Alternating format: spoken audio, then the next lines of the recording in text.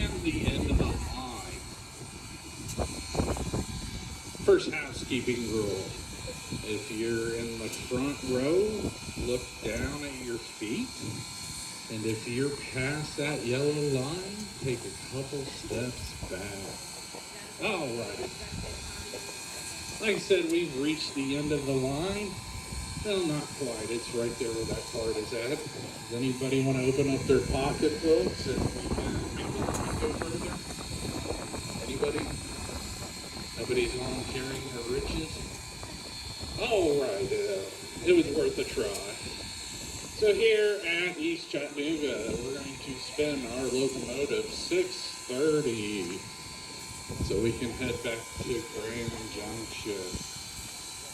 This is our 1916 turntable, and it is 80 feet long and weighs in at approximately 80 tons, or 160,000 pounds.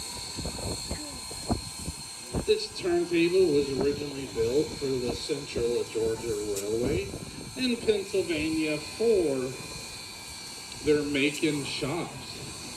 And it was originally built as a Armstrong turntable, meaning it was not motorized. It was powered by man. You'd have poles on either end of the turntable extending up to 10 feet in length, and two men on either end would push a locomotive around. And how would they do that? Well, there's a giant 6-foot diameter ball bearing here in the center of the turntable. You put a locomotive on it, you balance it, and it's like your lazy Susan on the dinner table or your pantry at home. You spin it right around. This table would serve Central Georgia, their Macon shop, for only a few years before it became outdated in the mid-1920s. They would move it to Cedartown, Georgia on the end of the branch line, and that's where it would remain until the late 1970s when Southern Railway would donate this turntable to our organization. And in 1982, we would restore the turntable, and it's been turning locomotives and equipment ever since. You go ahead for it, Alan. Come on, John.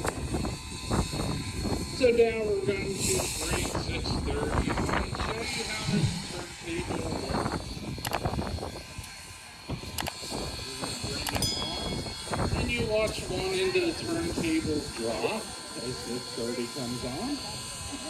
And then when we get over the other side of the balance point, the end of the turntable that I'm standing at will drop as well. And that will let our engine crew know it's perfectly balanced. 6:30 is a 280 consolidation locomotive, meaning 2 pilot wheels up front, and then 8 driving wheels, and then 0 trailing wheels. 6:30 was built in 1904 by Alco for the Southern Railway. And it was Southern Railway in Eastern North Carolina, or Eastern Tennessee, Western North Carolina.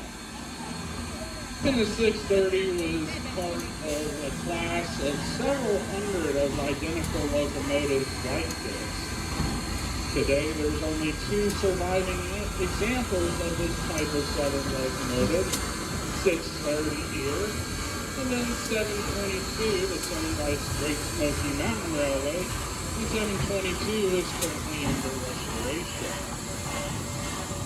6:30 would serve the Southern Railway up until the early 1950s, and then would go on to a short line in Eastern Tennessee, Western North Carolina, and then through a twist of fate, Southern Railway would buy 6:30, or actually trade 6:30 and 722 for a couple of diesel locomotives to that short line, and use 630 and 722 in their excursion program.